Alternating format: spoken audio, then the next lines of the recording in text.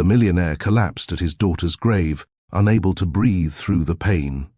For 2 months, he believed this was the end of her life, and the end of his. What he didn't know was terrifying.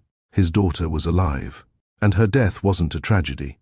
It was arranged by someone he trusted completely. Welcome to Stories by Mr. Gideon, where every story leaves a mark. If you're new here, you're about to witness something unforgettable. And if you've been with us before, you know we don't do shallow things. Hit that subscribe button, because today's story will test everything you think you know about trust. Now, let's begin. Everett Bryson knelt in the snow, his hands trembling as they pressed against the cold marble headstone. Cora Bryson, aged 4. His little girl, his entire world, gone. The fire had taken everything. The cabin, the laughter, the future he'd dreamed of. All that remained was a small pencil case, Cora's favorite, found near the burned door. That's what the investigators told him. That's what he believed. And that belief was killing him. Everett had been wealthy his entire adult life. Power, status, control. None of it mattered now. He couldn't buy his daughter back. He couldn't negotiate with death. For the first time in his life, Everett Bryson, the man who had everything, had nothing.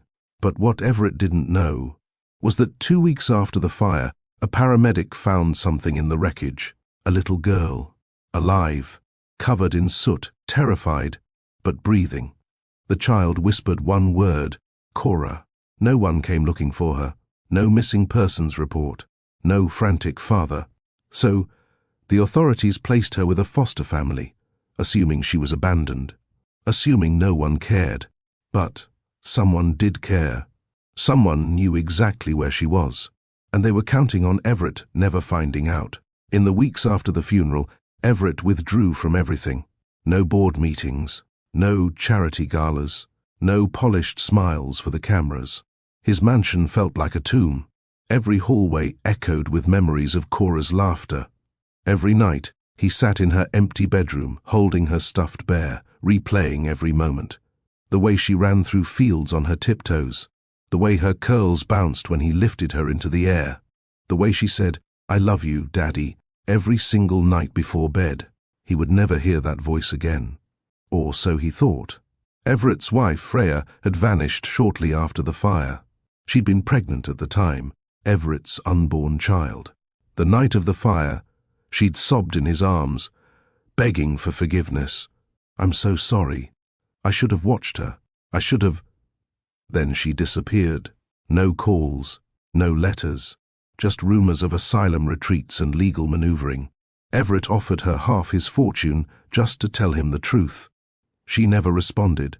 But before she left, Freya whispered something that haunted him every single night. "Let it go, Everett. Let her rest." Why would she say that? What did she know? One frozen Sunday morning, Everett found himself wandering into a small brick church on the edge of town. He wasn't religious. He wasn't even sure why he walked in. Maybe he was looking for silence. Maybe he was looking for an answer. What he found was Brielle Monroe. She was a teacher, a choir singer, a woman with a warm smile and kind eyes that seemed to see straight through his grief. After the service, she sat beside him at a communal potluck. She didn't ask questions. She didn't offer empty platitudes. She just listened.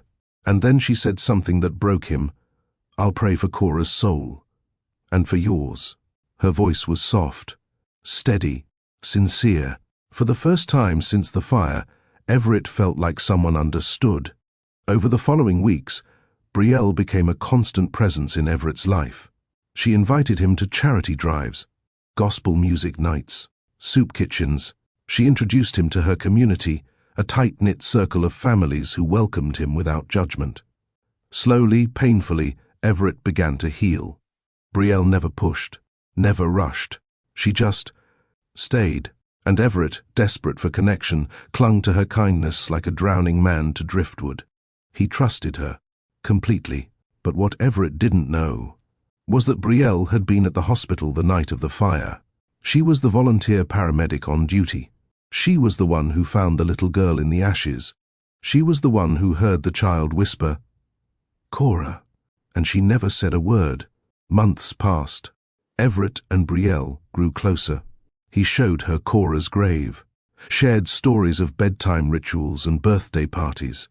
He even confessed his guilt. "I should have been there. I should have protected her."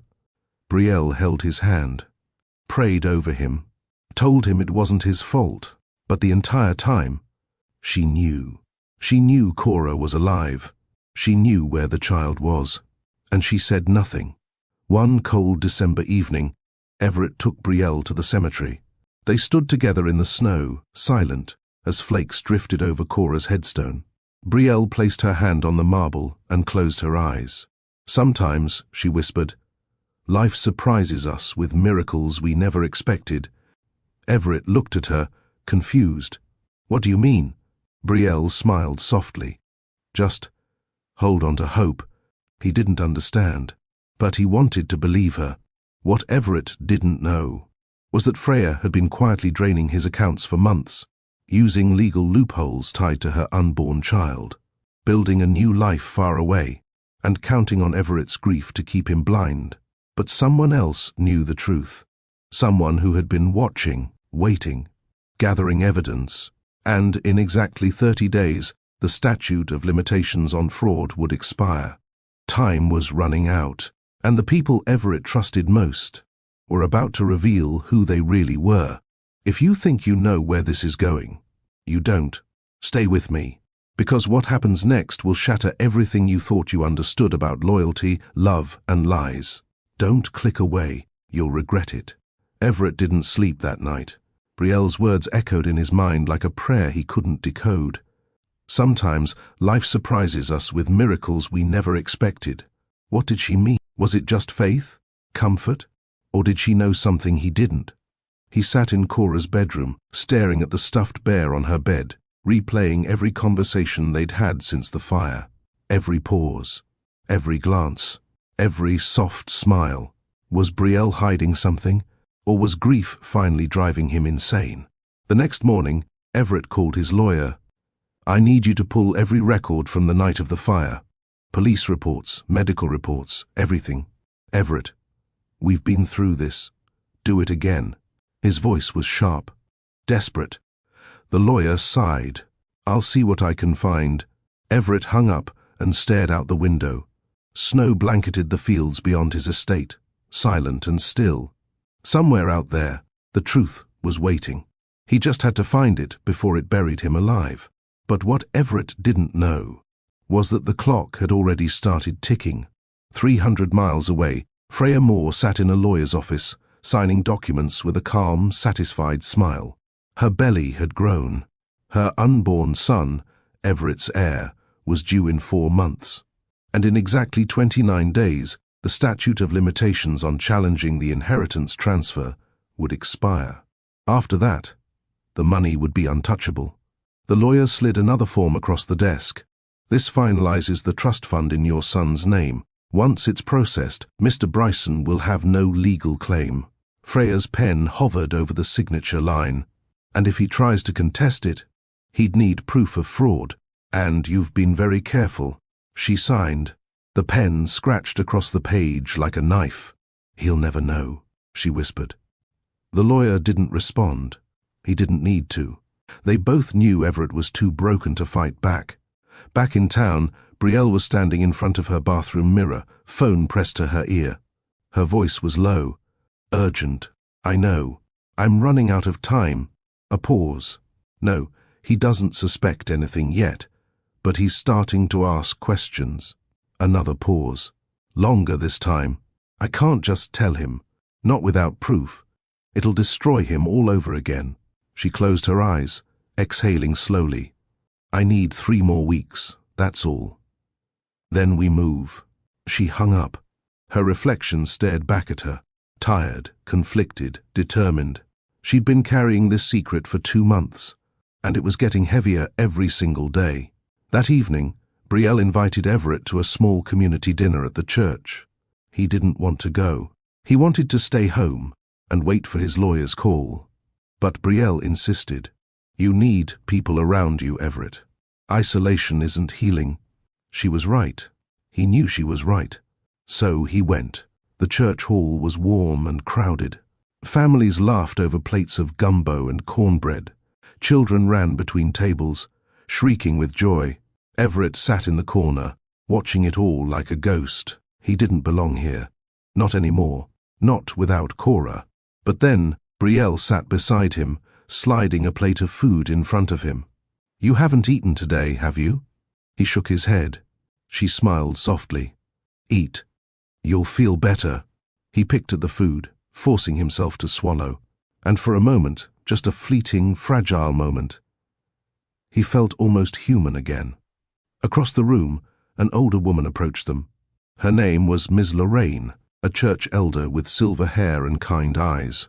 Brielle, sweetheart, I heard about the volunteer work you've been doing at the foster care center. Brielle's smile faltered. Just barely. Oh, it's nothing special. Just helping where I can. Ms. Lorraine patted her hand. You've always had the biggest heart. Those children are lucky to have you. Everett glanced at Brielle. You work with foster kids? Brielle hesitated. Sometimes, when they need extra support. That's beautiful, Everett said quietly. Cora would have loved that. Brielle's throat tightened. Yeah, she whispered. She would have. Ms. Lorraine smiled and moved on.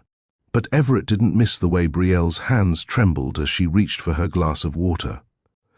Later that night, as Everett drove Brielle home, he asked the question that had been gnawing at him all evening. Have you ever felt like something was wrong, but you couldn't prove it? Brielle's gaze flicked toward him. What do you mean? I don't know, it's just... Sometimes I feel like I'm missing something, like there's a piece of Cora's story I don't understand. Brielle's chest tightened. Grief does that, she said carefully. It makes us search for answers that might not exist. But what if they do exist? She didn't answer.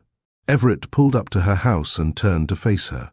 Brielle, if you knew something, anything about what happened to Cora, you'd tell me, right? Her eyes met his. For a moment, she almost broke, almost confessed everything. But instead, she leaned forward and kissed his forehead gently. I would never keep something like that from you, she lied. And Everett believed her, because he needed to believe her. But the truth was already unraveling. The next morning, Everett's lawyer called. I found something. Everett's heart stopped. What? There was a medical report filed the night of the fire. A child was brought into the local hospital. Female, approximately 4 years old, covered in soot, no ID. Everett's hands started shaking. Where is she now? Foster care. She's been there for 2 months. The world tilted. Did anyone try to identify her? They ran her through missing persons. Nothing came up. What do you mean nothing came up? Cora was reported missing. A pause. Everett. Cora was never officially reported missing. The words hit him like a sledgehammer. What? Freya told the police that Cora died in the fire. She provided a witness statement. The case was closed. Everett's vision blurred. So this girl could be anyone, but what? There's a photo in the file. She has a birthmark. On her left shoulder. Everett's breath caught. Cora had a birthmark. On her left shoulder. Shaped like a crescent moon. I need to see her. Everett, we need to be careful. If this is Cora and Freya lied, I need to see her. Now, I'll arrange it, but it'll take a few days. Everett hung up. His mind was racing. If Cora was alive, if she'd been alive this entire time, then Freya didn't just lie. She took her. She let him believe his daughter was dead. She let him grieve. She let him break. Why? He called Brielle immediately. I need to see you. Right now. She arrived within the hour, worry etched across her face. What's wrong? Everett handed her the photo from the medical file. Do you recognize this girl? Brielle's face went pale. She stared at the image, a small child with dark curls and frightened eyes. Where did you get this? The hospital. She was found the night of the fire. Brielle's hand started shaking.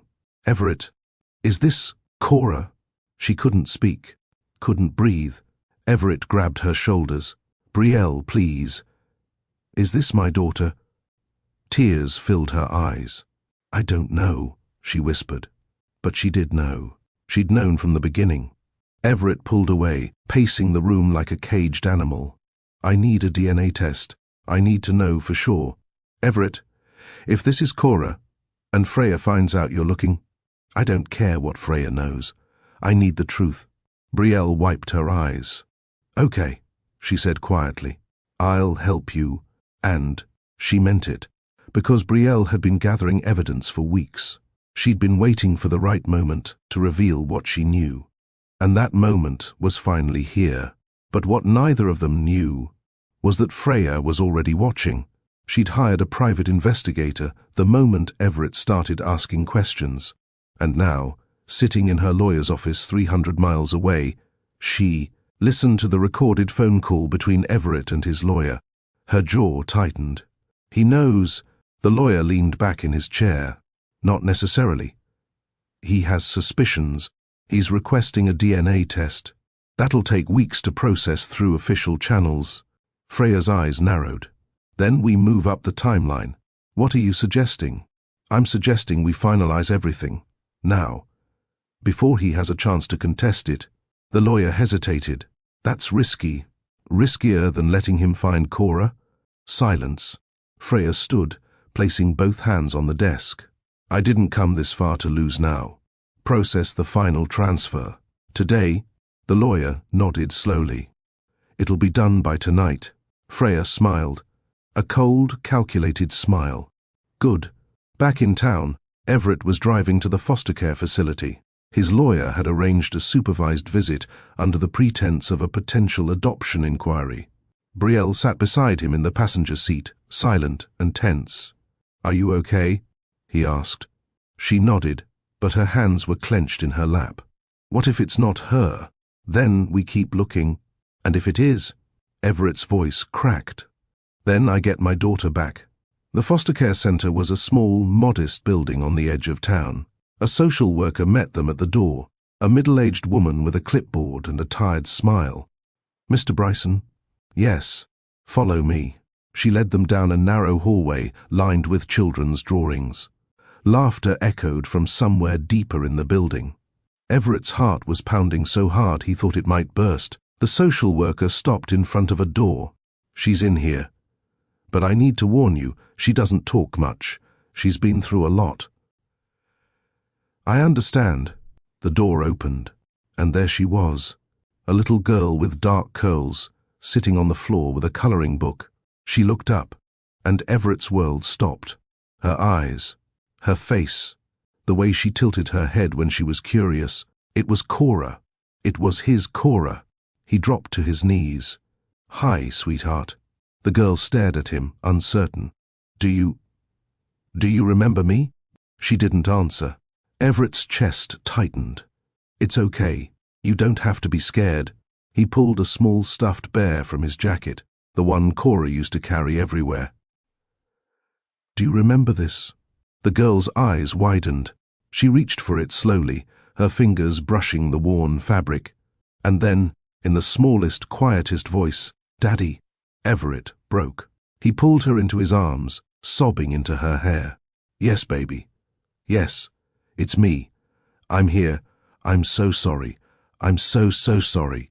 Behind him, Brielle covered her mouth, tears streaming down her face. The social worker looked between them, confused. Mr. Bryson, do you know this child? Everett looked up, his voice raw. She's my daughter. The social worker immediately called her supervisor.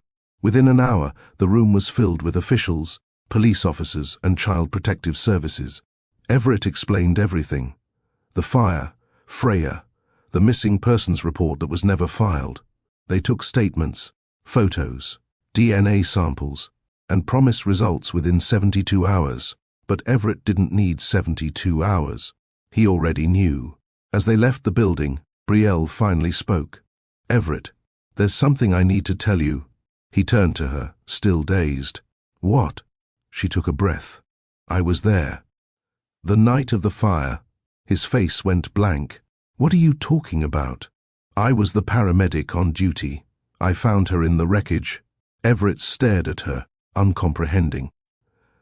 You knew. I didn't know she was yours. Not at first, but when I met you at the church and you told me about Cora, I realized, and you said nothing. I couldn't. Not without proof. Not without knowing for sure. Everett's voice rose. You let me grieve. You let me cry at her grave while you knew she was alive. I was trying to protect you. From what? From Freya. The words hung in the air like a gunshot. Everett went still. What does Freya have to do with this? Brielle's voice dropped. She's the one who told everyone Cora died. She's the one who made sure no missing persons report was filed. She's been stealing from you, Everett. For months. How do you know that? Because I've been investigating her. Everett's mind reeled. Why? Because I knew something was wrong, and I needed proof before I destroyed your life all over again. She pulled a folder from her bag and handed it to him. Bank statements, legal documents, transfer records, all in Freya's name. Everett's hands shook as he flipped through the pages. She's been draining my accounts for 2 months, using your unborn child as a legal loophole. How much? Brielle's voice was barely a whisper. Almost everything. Everett felt his knees buckle. Brielle caught him, holding him upright. We can stop her, she said, but we have to move fast. The statute of limitations expires in 28 days. After that, the money's untouchable. Everett looked at her, his face pale. She took my daughter. She let me think she was dead. And now she's taking everything else? Yes. Why? Because she wanted your son to inherit everything. And with Cora out of the way, he would... Everett's voice turned cold. Where is she? 3 hours north. Living under a new name. Does she know we found Cora? Brielle hesitated. Not yet. But she will soon. She's been monitoring you. Everett's jaw clenched. Then we don't have 28 days. We have hours. That night, Everett made a decision. He called his lawyer. I need you to file an emergency injunction. Freeze every account tied to Freya's name. Everett, that'll take... I don't care how long it takes. Do it. He hung up. Then he turned to Brielle. I need you to trust me. I do. We're going to set a trap. What kind of trap? Everett's eyes darkened. The kind that makes her come to us. The next morning, Everett made a public announcement. He posted a press release on social media, sent it to every local news outlet, and made sure it went viral. The headline read, Millionaire father reunited with daughter thought dead in fire, demands justice. The story spread like wildfire. Within hours, it was national news, and 300 miles away, Freya saw it. Her phone rang. It was her lawyer. Have you seen the news? I'm looking at it right now. He found her. Freya's hands tightened around her phone. That's impossible. It's happening. And he's filing fraud charges. He can't prove anything. He doesn't need to. The media's already convicted you. Freya's mind raced. If Everett proved she lied about Cora's death, everything would unravel. The inheritance, the trust, the new life she'd built. All of it. What do I do? The lawyer's voice was grim. You run, or you fight. Freya stared at her reflection in the window. She'd come too far, sacrificed too much. I fight, she whispered. That night, Freya booked a flight back to town. She was going to confront Everett. She was going to take back control. And if necessary, she was going to disappear with Cora before anyone could stop her. Because Freya Moore didn't lose. She never had, and she wasn't about to start now. Back at Everett's estate, Brielle and Everett sat in the dim light of his study. She'll come, Brielle said quietly. I know. And when she does, Everett's voice was steady, cold. We'll be ready. He pulled out his phone and made one final call. To the police, to the media, to everyone who needed to know. Because Everett Bryson was done grieving. He was done being a victim. And when Freya walked through that door, she would face everything she'd done. Publicly, painfully, permanently. The trap was set. The clock was ticking. And in less than 24 hours, the truth would finally explode into the light. Stay with me, because what happens next will be brutal, satisfying, and absolutely unavoidable. 24 hours. That's how long it took for everything to fall apart. For Freya, the clock started ticking the moment she saw Everett's face on the news. For Everett, it started the moment he decided to stop being a victim. And for Brielle, it started the night she found a little girl in the ashes and chose to carry a secret that could destroy or redeem them all. Now, the truth was about to collide with consequences, and no one was walking away unscathed. Freya's flight landed at 11:47 p.m. She didn't check into her hotel, didn't call ahead. She rented a car and drove straight toward Everett's estate, her hands gripping the steering wheel so tightly her knuckles turned white. Her mind raced through every possible scenario. He found Cora. He knows she's alive. But does he know it was me? Does he have proof? Can I spin this? She'd spent 2 months building a new identity, a new life, a future for her son. And now Everett, broken, grieving Everett, was threatening to take it all away. She wasn't going to let that happen. But Freya didn't know that Everett wasn't alone. And she didn't know that the police were already waiting. At the estate, Everett stood by the window, watching the long driveway that stretched into darkness. Brielle sat on the couch behind him, her hands folded in her lap.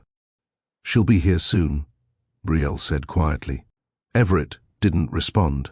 His reflection in the glass looked like a stranger, hollow-eyed, sharp-jawed, exhausted. But beneath the exhaustion was something new, something cold, resolve.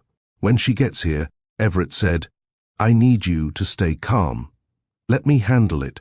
Everett, if she tries to, she won't, not with the police outside. Brielle glanced toward the hallway, where 2 officers sat in an unmarked car just beyond the gate. They'd been there since sunset, waiting for Freya to make her move. This wasn't just about confrontation. It was about evidence. Freya didn't know it yet, but every word she said tonight would be recorded.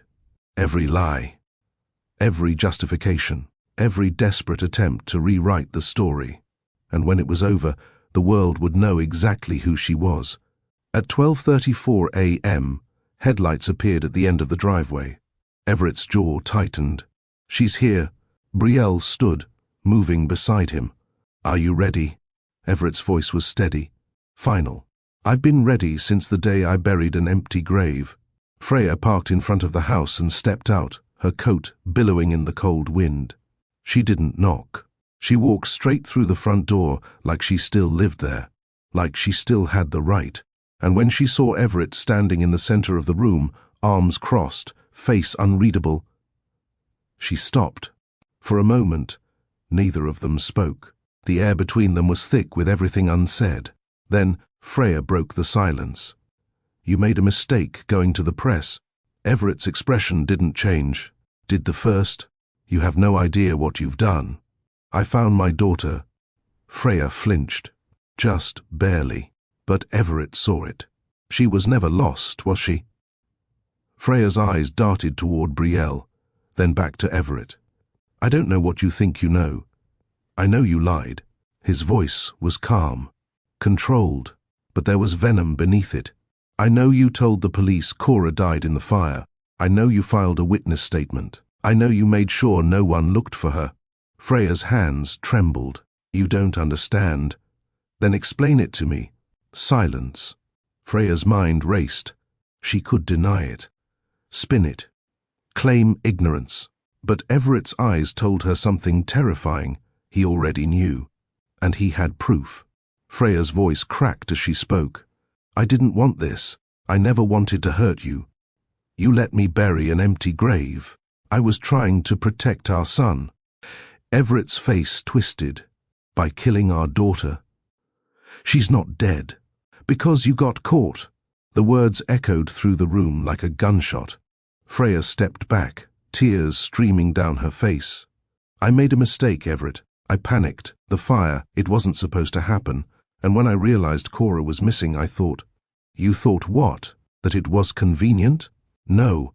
That she was better off dead so your son could inherit everything? Freya's face went pale. Everett took a step closer. You didn't just lie, Freya. You stole. You manipulated. You built a future on my daughter's grave. I was scared. Of what? Of losing everything. And there it was. The truth. Raw. Ugly. Undeniable. Freya wasn't protecting her son. She was protecting herself. Brielle's voice cut through the tension. Tell him where the money is. Freya's head snapped toward her. Stay out of this. Tell him.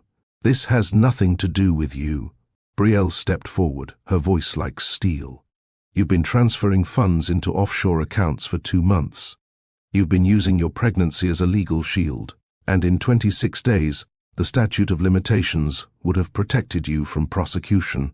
Freya's mouth opened, but no sound came out. Brielle continued, but it's too late now, because Everett froze your accounts 3 hours ago, and the police have been listening to every word you've said since you walked through that door.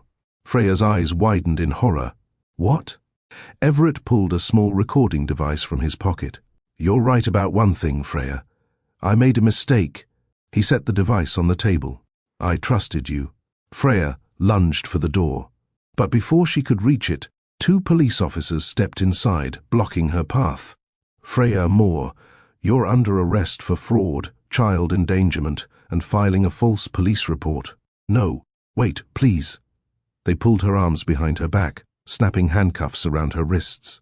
She twisted toward Everett, desperation pouring from her eyes.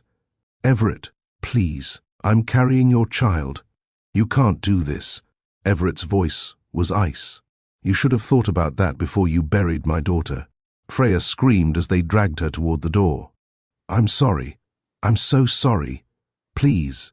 But Everett didn't move, didn't flinch. He just watched as the woman he once trusted disappeared into the night. And when the door finally closed, the silence was deafening. Brielle walked over and placed a hand on his shoulder. It's over. Everett exhaled slowly, his entire body trembling. Is it? The worst part is... He turned to face her, his eyes red and raw. She's still carrying my son. Brielle's expression softened. I know. What happens to him? That's up to the courts. But Everett, that child isn't responsible for what she did. Everett nodded. But the weight of it all was crushing. He'd won. But it didn't feel like victory. It felt like survival. The next morning, the story exploded. Every major news outlet picked it up. Wealthy businessman exposes ex-wife's plot to fake daughter's death. Mother arrested after millionaire discovers child alive in foster care. Inheritance scandal. Woman accused of fraud and child endangerment. The headlines were everywhere. Freya's mugshot circulated online within hours. And public opinion was swift and brutal. People called her a monster, a sociopath, a criminal. But Everett didn't read the articles. He didn't watch the interviews. He was focused on one thing, getting Cora back. 3 days later, the DNA results came back. Official, undeniable. The little girl in foster care was Cora Bryson, Everett's daughter, alive. The court granted him emergency custody, and within a week, the adoption process was fast-tracked. Cora was coming home. The day they brought her to the estate, Everett stood in the doorway, his heart pounding. Brielle was beside him, her hand in his. A social worker walked up the path, holding Cora's hand. The little girl looked up at the house, massive, unfamiliar, intimidating. But then she saw Everett, and something in her eyes shifted. Recognition, memory, hope. Everett knelt down, opening his arms. Hi, sweetheart. Cora hesitated. Then, slowly, she stepped forward and collapsed into his chest. Everett wrapped his arms around her, burying his face in her hair. I've got you. I've got you. You're safe now. Cora's small voice whispered against his shoulder. I missed you, Daddy. And Everett broke. Every wall he'd built, every defense mechanism, every ounce of control. It all shattered. He sobbed into her hair, holding her like he'd never let go again. Behind him, Brielle wiped tears from her eyes, her heart full and aching at the same time. Over the next few weeks, life began to find a new rhythm. Cora adjusted slowly. She had nightmares, moments of fear, questions Everett didn't always know how to answer. But every night, he sat beside her bed, reading her favorite stories. Every morning, he made her pancakes shaped like stars. And every day, she smiled a little more, laughed a little louder, felt a little safer. Brielle became a constant presence in their lives. She helped Cora with school projects, taught her songs, braided her hair on Sunday mornings. And slowly, Cora began to see Brielle not as a stranger, but as family. One evening, as Brielle tucked Cora into bed, the little girl looked up at her with wide, curious eyes. "Are you going to stay?" Brielle's breath caught. "Do you want me to?" Cora nodded. "Daddy's happier when you're here." Brielle's eyes filled with tears. "Then I'm not going anywhere." But even as life moved forward, the past still lingered. Freya's trial was set for 3 months away. Her lawyer tried every angle: temporary insanity, postpartum depression, coercion. But the evidence was overwhelming. Bank records, recorded confessions, witness testimony from Brielle, and the final blow, Freya's own admission that she'd known Cora was alive and chose to say nothing. The media covered every moment, and public opinion remained ruthless. Everett attended the trial, not because he wanted to, but because he needed to see it through. He sat in the back of the courtroom, watching as Freya stood before the judge. She looked smaller now, fragile, broken. Her belly had grown, his son due in just 2 months.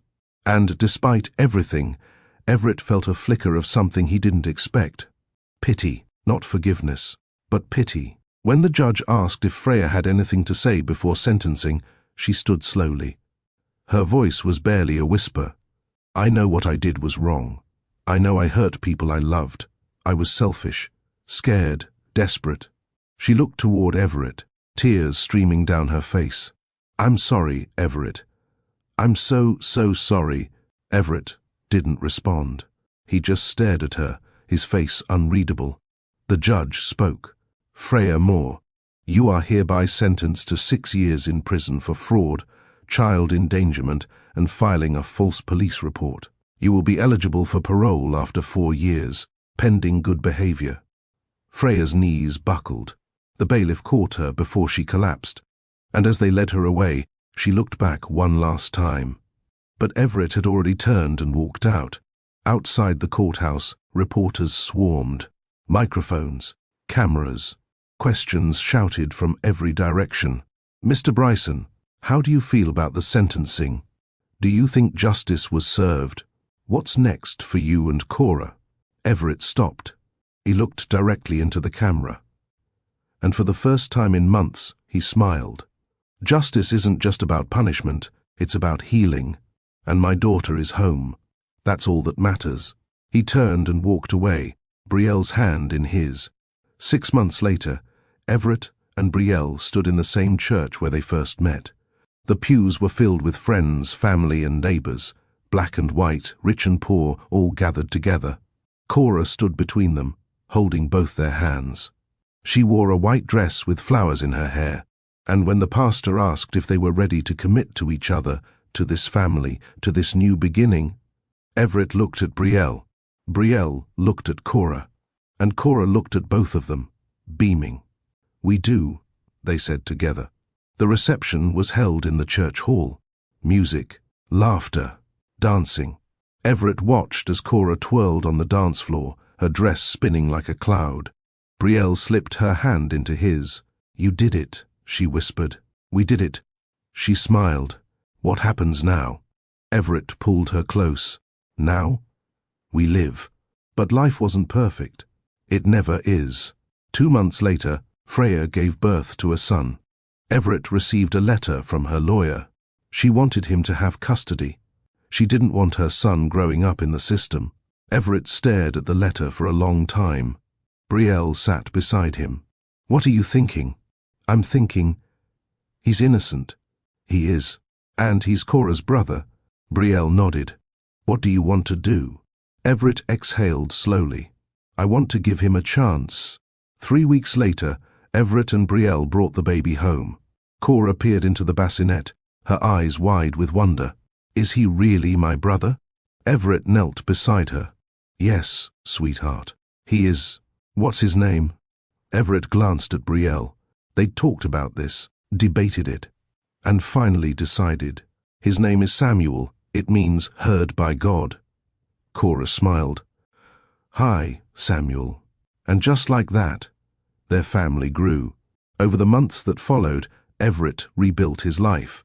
Not the life he had before, but something better, something real. He stepped back from high society circles and focused on his philanthropic foundation. He partnered with Brielle to launch an after-school music program for underprivileged kids. He spent his mornings with Cora and Samuel, and his evenings with Brielle, talking about dreams and plans and the future. One quiet evening, as snow fell outside, Everett stood in Cora's room. She was asleep, her stuffed bear tucked under her arm. Samuel slept in the nursery next door, and Brielle sat on the couch downstairs, reading by the fireplace. Everett looked around at the life he'd built, the life he'd almost lost. And he realized something. Wealth wasn't measured in bank accounts. It was measured in moments like this, in the sound of his daughter's breathing, in the warmth of Brielle's smile, in the second chance he never thought he'd get. He walked downstairs and sat beside Brielle. She looked up from her book. Everything okay? Everett nodded. Yeah, everything's perfect. She smiled and leaned against his shoulder. And for the first time in years, Everett felt at peace. But peace doesn't mean forgetting. Every year, on the anniversary of the fire, Everett visited the cemetery, not to mourn, but to remember. He brought Cora with him, and together they stood in front of the grave that once held nothing but lies. Cora placed flowers on the stone. Why do we come here, Daddy? Everett knelt beside her. Because it reminds us how precious life is, and how important it is to protect the people we love. Cora thought about that. I love you, Daddy. Everett pulled her close. I love you too, sweetheart. Always. As they walked back to the car, Everett glanced over his shoulder one last time. The grave was still there, but it no longer held power over him. It was just stone, just memory. The real Cora was alive, laughing, growing, thriving, and that was all that mattered. Months turned into years. Cora started school, made friends, joined the choir. Samuel learned to walk, to talk, to call Everett Dad and Brielle Mama. And Everett and Brielle built a life rooted in love, trust, and forgiveness. Not forgiveness for Freya, but forgiveness for themselves, for the mistakes they made, for the pain they carried, for the guilt that once threatened to consume them. One evening, as the family sat around the dinner table, Cora asked a question. Daddy, do you ever think about her? Everett knew immediately who she meant. Sometimes, do you hate her? Everett set down his fork and looked at his daughter. No, sweetheart, I don't hate her. Why not? Because hate is heavy, and I don't want to carry it anymore. Cora nodded thoughtfully. I think that's good. Everett smiled. Me too. Years later, when Cora was 12, she asked if she could write to Freya. Everett didn't stop her. He didn't encourage her, either. He just let her decide. Cora wrote one letter. Short, simple. I don't remember everything, but I know you made mistakes. I forgive you. Not because you deserve it, but because I don't want to carry anger anymore. I hope you find peace. She signed it. Cora. Freya never responded, but that was okay, because Cora didn't write it for her. She wrote it for herself. And on a warm summer evening, years after the fire, Everett stood on his porch, watching the sunset. Cora and Samuel played in the yard, their laughter echoing across the fields. Brielle stood beside him, her hand in his. We did good, she whispered. Everett squeezed her hand. Yeah, we did. Because in the end, the story wasn't about money, or betrayal, or even justice. It was about resilience, about love that refuses to break, about second chances, and about a father who lost everything and found something even greater. So here's my question for you. If you were in Everett's position, could you forgive? Could you move forward? Or would the past hold you prisoner forever? Drop your answer in the comments.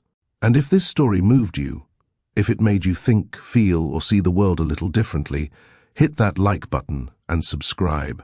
Because Stories by Mr. Gideon doesn't just tell stories. We tell truths. And this truth, it's one you'll never forget.